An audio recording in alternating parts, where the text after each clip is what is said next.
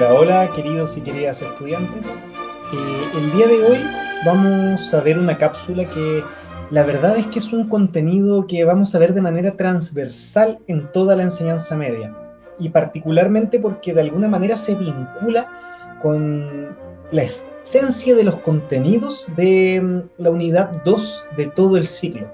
Y eso es muy interesante porque lo que vamos a hacer es estudiar a autores que piensan el arte contemporáneo y vamos a desarrollar sus ideas, de manera que podamos enriquecer nuestros análisis artísticos de aquí en adelante. Para esto vamos a ver la siguiente presentación que lleva el título de Arte y Reproducción, refiriéndose a la reproducción de obras de arte. Y particularmente le puse este subtítulo que sonará sumamente rimbombante, pero es el nombre de un título de una obra, de un ensayo de un filósofo alemán llamado Walter Benjamin, que es la obra de arte en la época de la reproductividad técnica, que podrá sonar un poco confuso, un poco chino, pero vamos a ahondar en cada uno de estos conceptos de modo de que esto resulte comprensible y resulte cercano, porque estoy seguro que son problemáticas que todos manejan. Para eso, vamos a entender de que esto es la introducción a la unidad número 2 de todo el ciclo. Vamos a revisar brevemente el contexto histórico donde se desempeñaba el autor, luego vamos a ver ciertos conceptos que son las claves para entender esto, y luego vamos a desarrollar una reflexión práctica.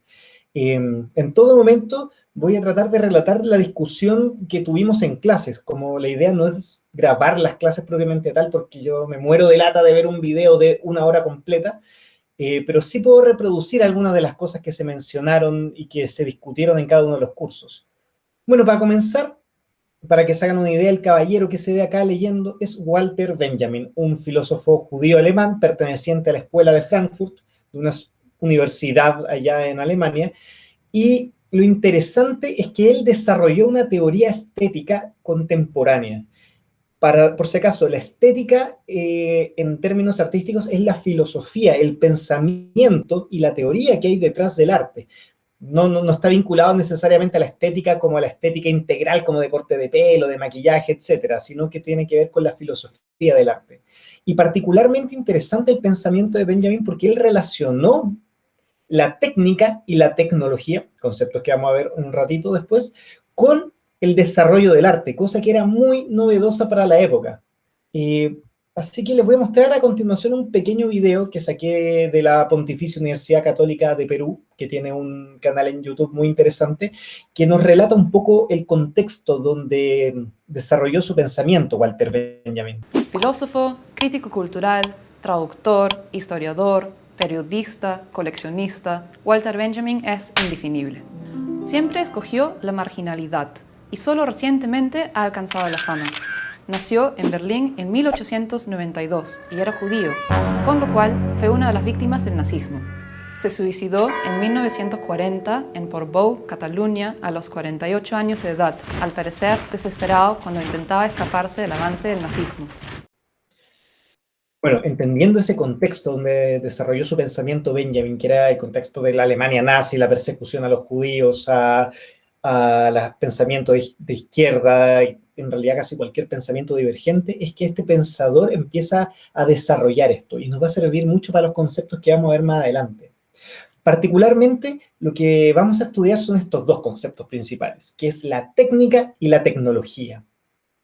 Cada uno tiene una impresión en general de lo que quieren decir estas palabras y todos tenemos alguna relación con ellas, pero particularmente si nosotros sacamos una definición más del libro, vamos a tener que la técnica es un conjunto de procedimientos que se utilizan en un arte, ciencia o procedimiento y que tienen que ver con el desarrollo de una práctica que requiere una habilidad.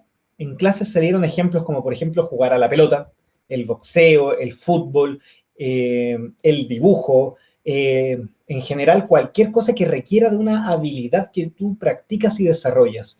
Por otra parte, en clases se discutió si un animal, por ejemplo, podía desarrollar una técnica. Y por supuesto que sí, salieron el caso de los primates que desarrollan técnicas sumamente hábiles para trepar árboles, o por ejemplo, animales como los topos que desarrollan la técnica de escarbar en el subsuelo túneles y galerías muy complejas. Todas esas cosas tienen que ver con la técnica. En cambio, la tecnología es un conjunto de conocimientos, saberes y técnicas que permiten al humano modificar su entorno o desarrollar algo que facilite su vida o dar solución a un problema.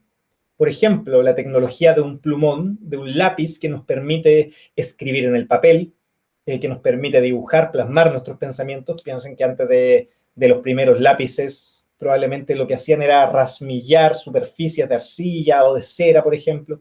En clase también surgió la idea de la tecnología del papel, que requiere un montón de técnicas y de conocimientos para desarrollarse. Piensa en el papel que requiere del cultivo desde de los árboles, que después se transforman en celulosa, en estas fábricas gigantes que elaboran el papel, que elaboran después, por ejemplo, una croquera que es transportada a través de camiones hasta llegar finalmente a nuestras manos. O sea, es un conjunto de cosas sumamente complejas.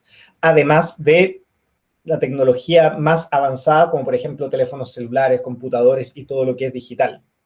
Pero en las discusiones en clase se detalló bastante bien que la tecnología va mucho más allá de la simple, digamos, de simplemente entender las cosas digitales.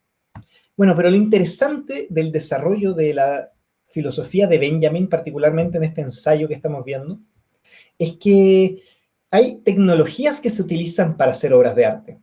En clases vimos las tecnologías más antiguas como las pinturas, los lápices, los papeles, las telas, ese tipo de cosas. Pero también hay tecnologías contemporáneas, por ejemplo, la fotografía, los medios digitales, el hecho de que, por ejemplo, esta clase se esté viendo a través de, no sé, Instagram, YouTube o lo que sea, es una tecnología que está al servicio del arte, al servicio de la reproducción del arte. O sea, siempre ha habido un vínculo entre el arte y la tecnología, pero aquí se hace de manera más explícita en el pensamiento de Benjamin. Entonces, por ejemplo, aquí ya hablando directamente sobre la reproducción, vamos a hablar sobre cómo afectó, por ejemplo, una tecnología como la imprenta, de 1430 aproximadamente, inventada en Alemania, cómo afectó a la difusión de los conocimientos.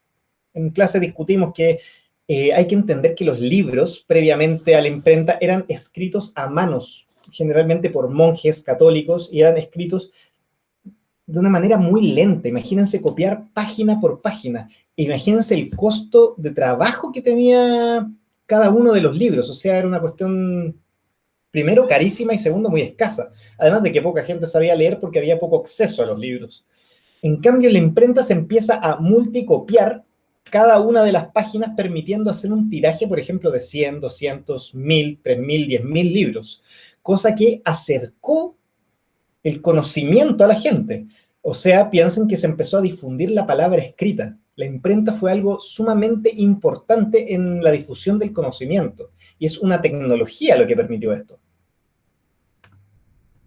Ahora, entendiendo esto de que empiezan a haber medios de reproducción de cosas, como es la imprenta, el grabado, etc., Walter Benjamin nos empieza a plantear que hay una diferencia importante entre una obra de arte única, original, y una obra de arte reproducida, como este mismo caso que hablamos del libro escrito a mano por el monje medieval o el libro impreso por la imprenta, o en los casos actuales como imprentas digitales. Para eso vamos a ver el siguiente ejemplo. Aquí tenemos dos Mona Lisas. La de la izquierda, una fotografía de la Mona Lisa hecha y pintada por Leonardo da Vinci en el 1500 y tanto, y la de la derecha es una réplica de la Mona Lisa que se vende en Amazon a $23. O sea, es bastante económica.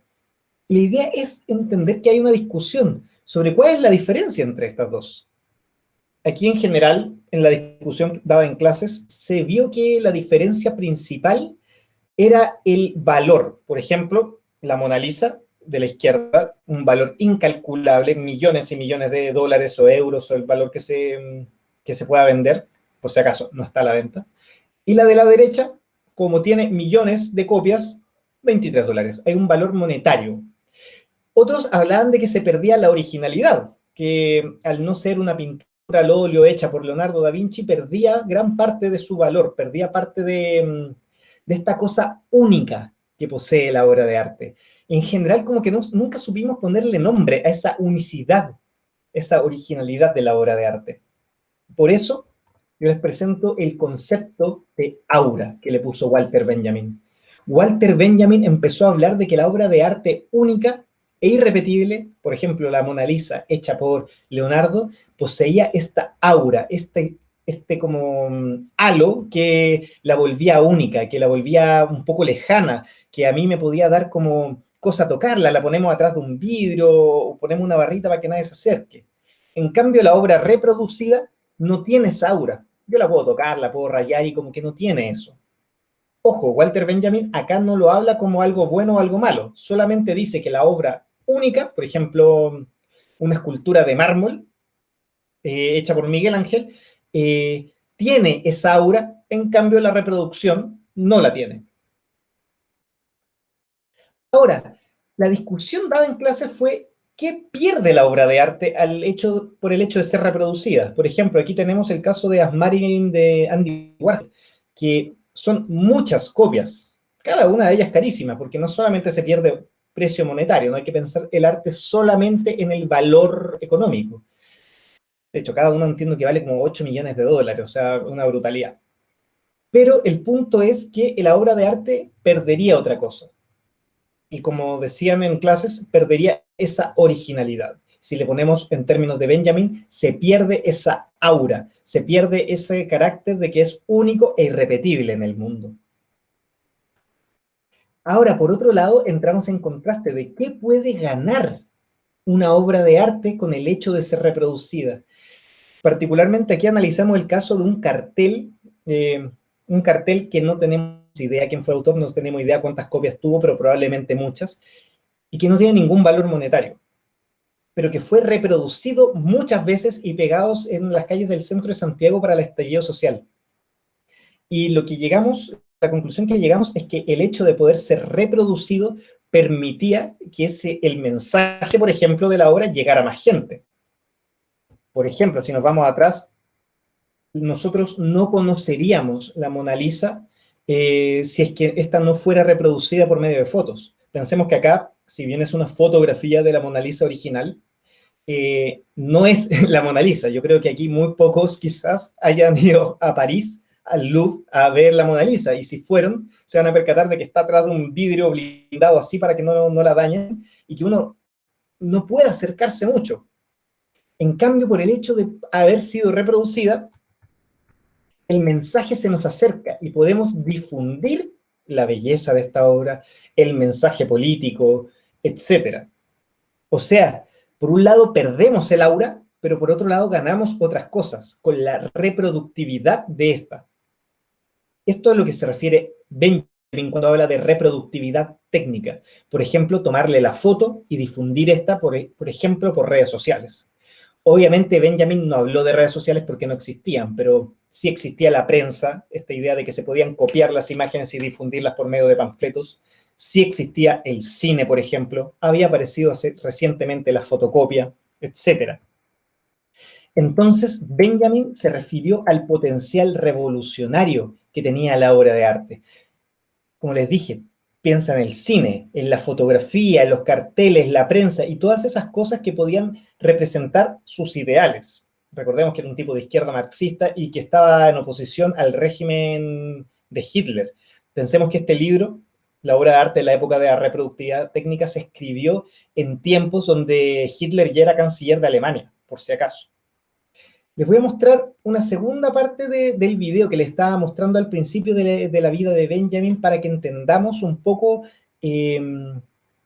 sistematicemos estos conceptos y los podamos implementar después en la reflexión práctica. Otro ensayo muy famoso de Walter Benjamin es la obra de arte en la época de su reproductibilidad técnica, donde explica que tras la llegada de nuevas formas de producción automatizada, como la fotografía, el cine, la producción en serie y la imprenta, ya no se puede seguir produciendo ni consumiendo arte como antes.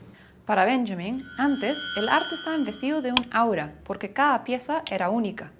Pero cuando recibimos el arte a través de fotos, reimpresiones o polos, el valor del arte cambia, ya no sentimos ese aura. Sin embargo, para Benjamin esto no es algo necesariamente malo, más bien puede resultar liberador. Bueno, entendiendo estas ideas de Benjamin, es que podemos pensar cómo afecta la pérdida del aura y qué potencial tiene, qué cosas pierde la obra de arte y qué cosas gana al hecho de ser reproducida.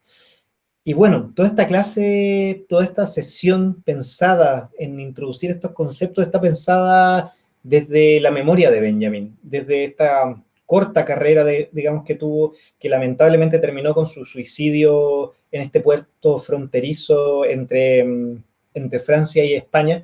Eh, Ahí tenemos cómo este autor influyó de manera significativa en cómo pensamos el arte hoy en día y cómo podemos ampliar nuestro pensamiento.